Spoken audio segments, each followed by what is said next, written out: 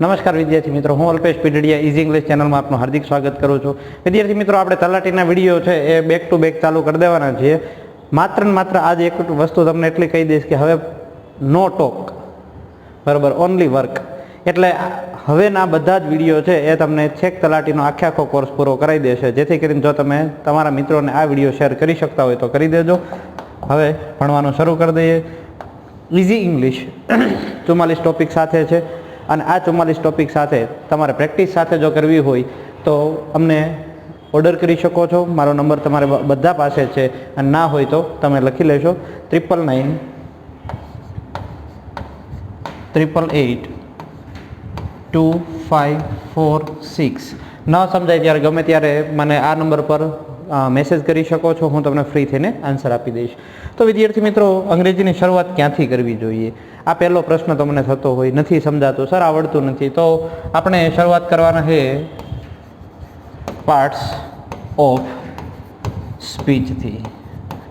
જ્યાં સુધી તમને આ ન સમજાય ત્યાં સુધી તમને ક્યારેય આખું ઇંગ્લિશ ગ્રામર સમજાવવાનું જ નથી. તો ખરેખર પાર્ટ્સ ઓફ સ્પીચ શું છે? ઇઝી ઇંગ્લિશનું પહેલું ચેપ્ટર છે અને આ ચેપ્ટરને સમજજો એટલે તમારું આગળનું ભણવાનું શરૂ થઈ જશે. પાર્ટ્સ ઓફ સ્પીચ, પાર્ટ્સનો મતલબ થાય ભાગ, ઓફ સ્પીચ એટલે અહીં સ્પીચનો મતલબ એવો નથી થતો કે ભાષણ, અહીં સ્પીચ એટલે થાય વાક્ય. તો વાક્યના ભાગ હોય, બેઝિક સમજીએ અને એનાથી આપણે એડવાન્સ લેવલ સુધી જઈશું. તો કેવા કેવા ભાગ હોય? તો પહેલી જ વાત કરીશું આપણે, એક છે નાઉન,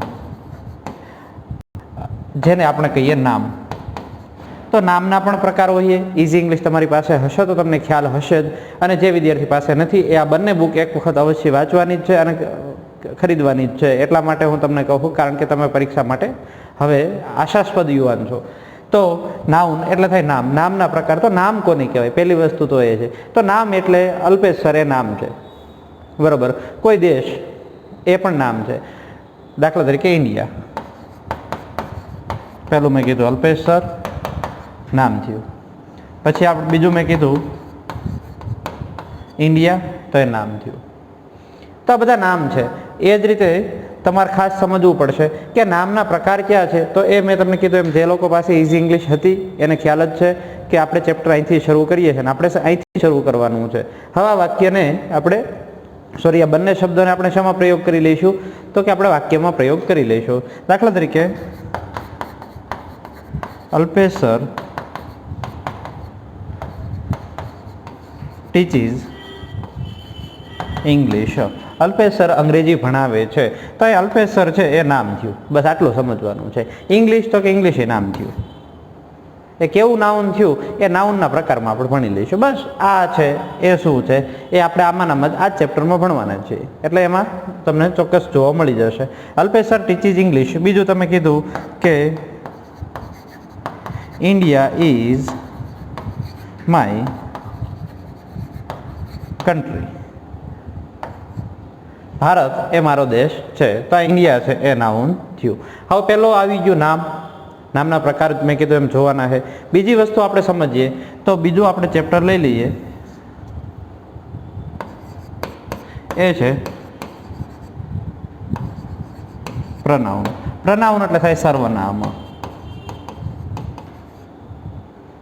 શું થાય? સર્વનામ. નામને બદલે વાપરીએ. અલ્પેશ સર માટે અલ્પેશ સર ન વાપરે અને એ કહે છે આઈ ટીચ ઇંગ્લિશ, હું અંગ્રેજી ભણાવું છું. આઈ છે એટલે એ ટીચ આવ્યું. હમણાં અલ્પેશ સર હતું તો ટીચી જ આવ્યું. તો એ શા માટે? એ આપણે ટેન્સ સુધી આમાં તમે સંકળાયેલા રહેશો, તમે ઇઝી ઇંગ્લિશ વાંચશો તો તમને આવડી જ જવાનું છે કે આવું શા માટે થયું. પણ અહીંયા અલ્પેશ સર ન વાપરતા એના માટે શબ્દ વાપર્યો આઈ. આપણે કહીશું કે વી વિલ ગેટ જોબ. આવું તમે કહેતા હશો કે આપણે નોકરી મેળવીશું. તો વી સાથે આપણે જે વાપરીએ તે, અથવા તો we learn English daily. We learn English daily. આપણે દરરોજ અંગ્રેજી શીખીએ છીએ. તો અહીંયા મેં મારું નામ કે તમે તમારું નામ બે ભેગા કરી દઈએ તો બે કરતા થઈ ગયા, પણ એના માટે વી વાપર્યું. યુ વિલ ગેટ જોબ, તમે નોકરી મેળવશો તો મેં તમારા માટે કોઈ નામ ન લેતા શું વાપર્યું? યુ.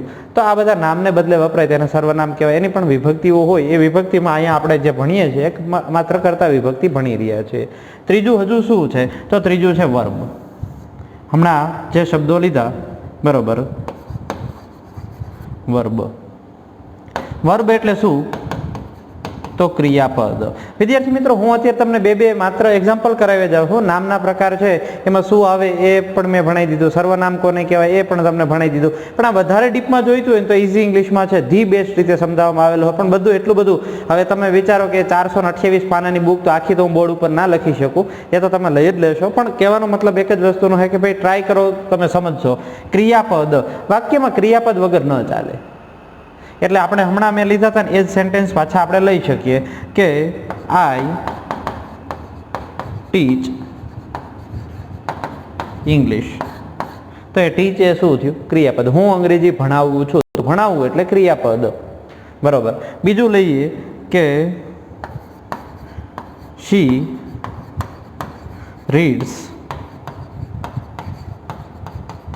Newspaper daily. તેની દરરોજ ન્યૂઝપેપર વાંચે છે, તો વાંચવું એ ક્રિયા થઈ. તો teach, read, go, come, here, speak, listen આ બધા જ ક્રિયાપદ દર્શાવતા શબ્દો છે. જે ક્રિયા દર્શાવતે એ શબ્દને શું કહેવાય? વર્બ. વર્બના પણ રૂપ હોય, આપણે ભૂતકાળના રૂપો પૂછાય, ભૂતકૃદંત રૂપ પૂછાય, એ આપણે આવડવા જ જોઈએ. તો ક્રિયાપદ તો તમારી આજુબાજુમાં થતી ક્રિયાને શું કહેવાતું હશે એવું ખાલી વિચાર તો થઈ જશો, તો તમારું આ કામ છે એ ખૂબ આસાનીથી ચાલવાનું છે. હજુ આપણે જઈએ હવે વર્બ. અહીં 3 વસ્તુ સમજાઈ ગઈ. કર્તા જોઈ લીધો આપણે, એટલે એના સ્થાને કોણ હોઈ શકે? કોઈ નામ હોઈ શકે અથવા સર્વનામ હોઈ શકે. વાક્યમાં બીજું શું હોઈ શકે? ક્રિયાપદ હોઈ શકે. હવે એના સિવાય શું હોઈ શકે? તો કે ઘણી વખત કોઈ નામ હોય, એ નામના અર્થમાં વધારો કરે એને એડજેક્ટિવ કહેવાય. એટલે કે નામના અર્થમાં વધારો કરતા શબ્દને વિશેષણ કહેવાય. શું કહેવાય? વિશેષણ. ઇંગ્લિશમાં એને એડજેક્ટિવ કહેવાય. હવે પછી સર ક્યારેક વાત કરતા હોય કે આમાં આ એડજેક્ટિવ છે, તો એડજેક્ટિવ શું છે એ બેઝિકથી જે સમજ્યા હોય એને ખબર હોય. એટલા માટે જ હું તમને કહું કે આ વિડીયો પહેલો છે અને છેક સુધી જવાના છે. તલાટીનો કોઈ પણ પોઈન્ટ એવો બાકી આપણે નથી રાખવાના, જેથી કરીને આ વિડીયો શેર કરો ને તમારી ફરજ છે અને કરી દેજો. વિશેષણ એટલે એડજેક્ટિવ. હવે ખાસ સમજો કે અહીંયા આપણે કીધું અ ન્યૂ ફેન, આમ તો ન્યૂમાં એને આપણે નોન કેપિટલ કરી નાખીએ. A new fan is moving. નવો પંખો ફરી રહ્યો છે. હવે તમે કીધું પંખો પણ કેવું? પંખો ફરી રહ્યો છે એ ક્રિયા છે. પંખો નામ છે, ફરવું એ ક્રિયા છે. આપણે બે શીખી ગયા. પણ અહીંયા કીધું પંખો પણ કેવો, તો યાદ રાખજો વિશેષણ કેમ મળે? તો વિશેષણ એવી રીતે મળે કે કેવા, કેવી વગેરે. ચોકલેટ કેવી છે? તમે મીઠી, તો એ શું હોય? વિશેષણ હોય. કેવા, કેવી, કેવું વગેરે વડે પ્રશ્ન પૂછતા મળે તે શું હોય? તો કે વિશેષણ હોય. આટલા વડે પ્રશ્ન પૂછવાનો છે, ખાસ યાદ રાખજો. બરોબર. હવે કીધું કેવો પંખો ફરી રહ્યો છે, તો ન્યૂ. ન્યૂ આપણું શું બની ગયું? વિશેષણ. હવે તમે કહેશો હજુ આ જ સમજો. બરોબર. તો આનાથી પછીનું ચેપ્ટર તમને ઓટોમેટિકલી સમજાઈ જશે.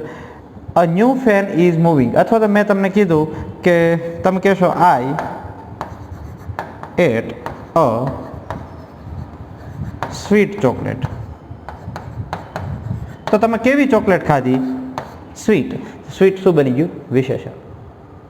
કારણ કે એને ચોકલેટ એ નાઉન હતું, નાઉનના અર્થમાં વધારો કર્યો. અહીં ફેન એ નાઉન હતું, એના અર્થમાં વધારો કર્યો. સિમ્પલી સમજો. હવે આના જેવું જ વાક્ય પાછું આપણે લઈએ. એડજેક્ટિવ થયું. હવે એડવર્બ એટલે શું? તો એડવર્બમાં ખાસ આપણે સમજવાનું છે કે એડવર્બ શું કરતું હોય.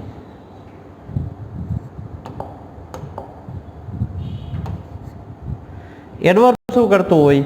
તો કે વર્બ, હમણાં મેં તમને કીધું ક્રિયાપદ, ક્રિયાના અર્થમાં વધારો કરતું હોય એટલે એને શું કહેવાય? એડવર્બ. દાખલા તરીકે ગુજરાતીમાં આને કહી દઈએ ક્રિયા વિશેષણ. હમણાં આપણે જોયું હતું ને એ વાક્ય હું બીજી વાર લખું છું. અ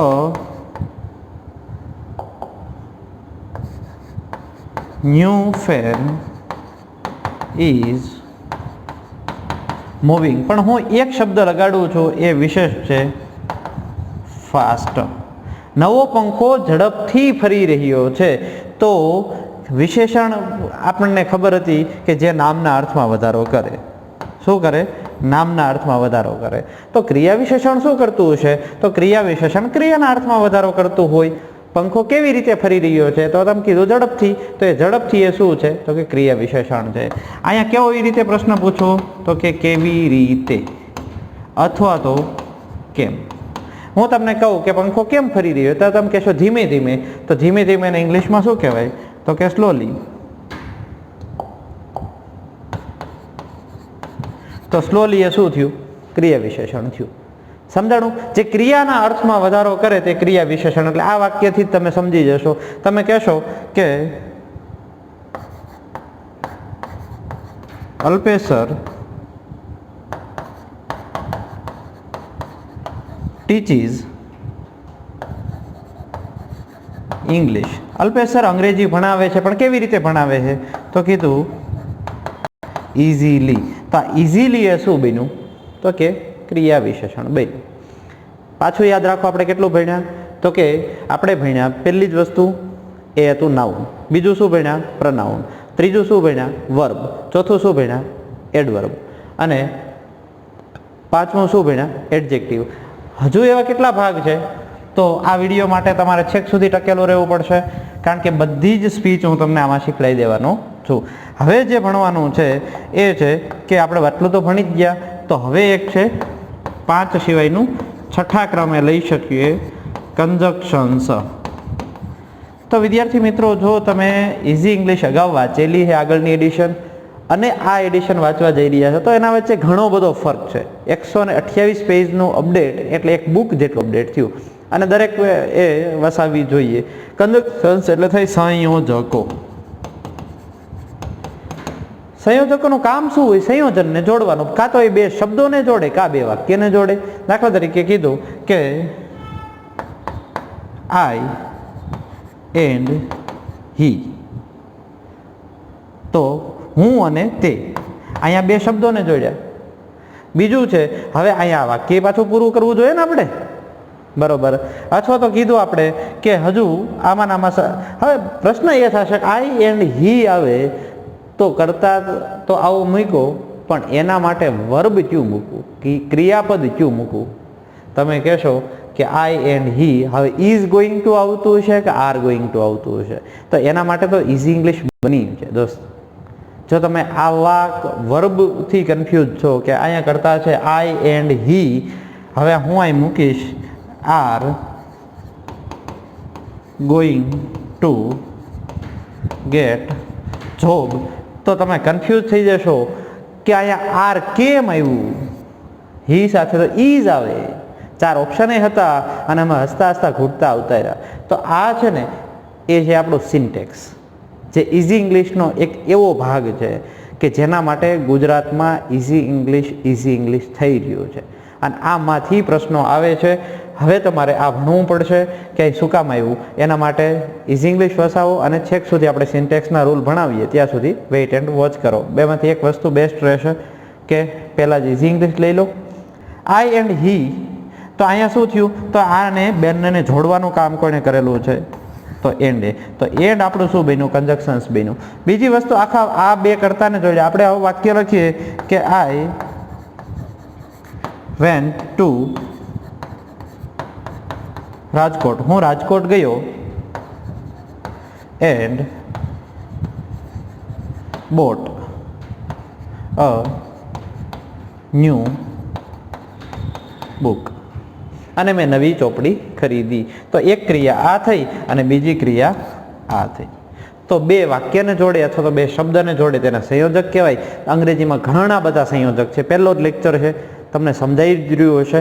6 આ જ પાર્ટ્સ ઓફ સ્પીચના 6 ભાગ પણ આપણે જોઈ લીધા છે, જેથી કરીને તમને ક્યારેય પ્રશ્ન થવાનો પ્રશ્ન જ ઊભો નથી થતો. અને આની પ્રેક્ટિસ કરવા માટે તમારી પાસે, મેં કીધું એમ, તમારી પાસે મટીરિયલ હોવું જોઈએ, અને કેવું હોવું જોઈએ એ હવે તમે ચતુર છો, બહાદુર છો, સમજણા છો એટલે સમજી જ જશો, બરોબર? અને હવે આપણે 7મો ભાગ જોઈ લઈએ. 7મો ભાગ છે પ્રીપોઝિશન્સ.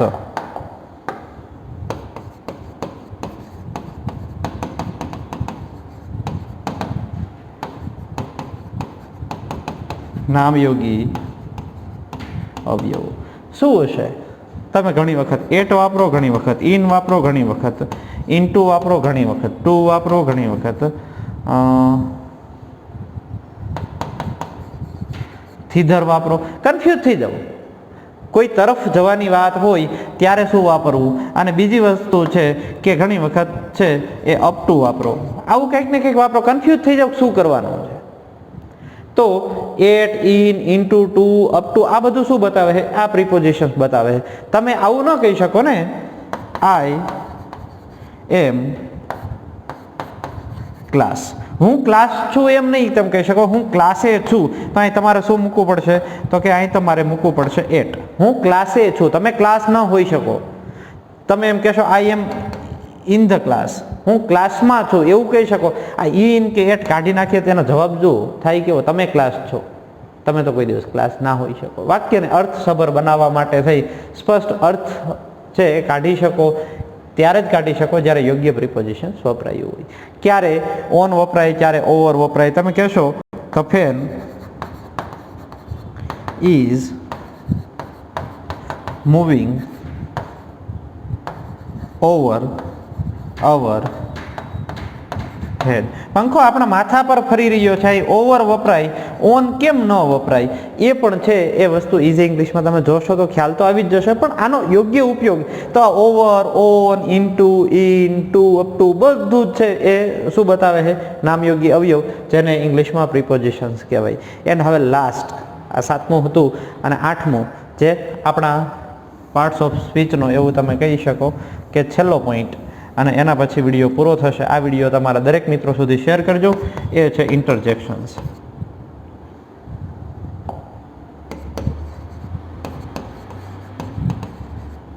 ઇન્ટરજેક્શન્સ એટલે થાય ઉદ્ગાર.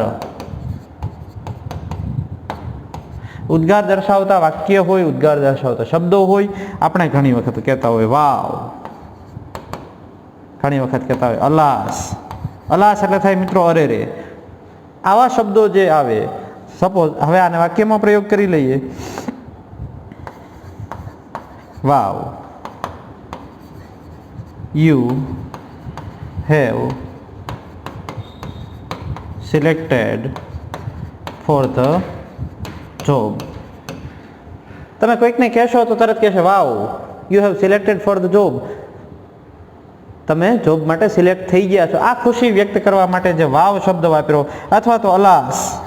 અલાસ એટલે મેં કીધું એમ અરે રે, દુઃખ સાથે કહેતા હોય અલાસ, યુ ડીડન્ટ ગેટ જોબ. અરે રે, તમને જોબ ન મળી. તો એક બાજુ ખુશી, એક બાજુ દુઃખ વ્યક્ત કરવા માટે જે વાવ કે અલાસ વગેરે જે શબ્દો વપરાય જેને ઇન્ટરજેક્શન્સ કહેવાય. વિદ્યાર્થી મિત્રો, આમ 8 ભાગ છે એ પાર્ટ્સ ઓફ સ્પીચના છે. અને ઇઝી ઇંગ્લિશમાં આટલું જ સરળ છે એ વધારે સમજૂતી સાથે, વધારે શબ્દો સાથે સમજાવવામાં આવેલું છે. જો તમારી પાસે નથી તો ખરીદી લેશો, અને નહીંતર પણ આવતીકાલથી પાછું આપણે મળીશું, જેમાં એક ટોપિક શીખીશું, અને આવી રીતે રોજ મળતા આપણે તલાટીનું A to Z ગ્રામર પૂરું કરીશું. આભાર મિત્રો.